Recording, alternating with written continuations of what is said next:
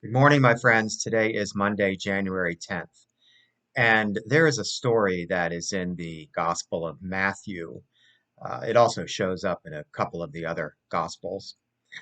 But in Matthew, it is a story of how the disciples are out fishing one day in their boat on the Sea of Galilee, and a big storm comes up, and the boat is rocking back and forth, taking on water, and is actually in danger of sinking.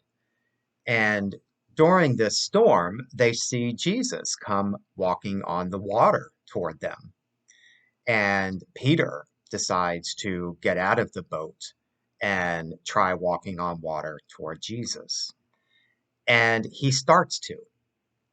And Jesus holds out his hand and says, "Come to me." And Peter walks on water. But then he gets a little bit scared and looks down and can't believe what's happening and starts to sink. And Jesus has to go and rescue him and put him back into the boat. This is a great, great story. The whole theme of the story is just wonderful. Storm coming up in life, Jesus appearing, and us moving toward Jesus, but getting afraid and doubting, which we so often do, and then Jesus saving us again. The other thing about this story that I like so much is that it really makes us think about miracles and how things function in our world and how the world of the supernatural or the divine or the metaphysical interacts with our world. Science, of course, is now coming around and saying that yes, the metaphysical is all around us, from atoms all the way up to the cosmos.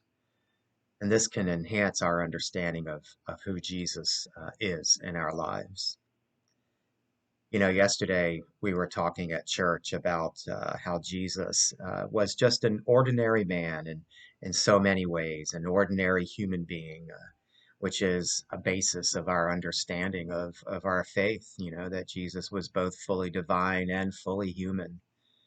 And in this story, I think we see both coming together, that Jesus is not only fully divine and can walk on water, but fully human, full of compassion, showing us how we can be full of compassion, going towards someone in a storm, regardless of your own danger, how we respond to people who come to us, how we trust, how we are then filled with our own sense of compassion that we can reach out to others. When we think about our lives, I think we should think about not only, a great God and Holy Spirit that's driving us in our days, but also Jesus, who still comes to us, who still reaches out his hand, who still invites us to hold on to his hand and to walk with him and to lead us into all of these places in our lives that we never even thought, that not only that we couldn't go there, but they possibly just didn't even exist. Well, they do, my friends, and I hope that you can walk with Jesus toward them.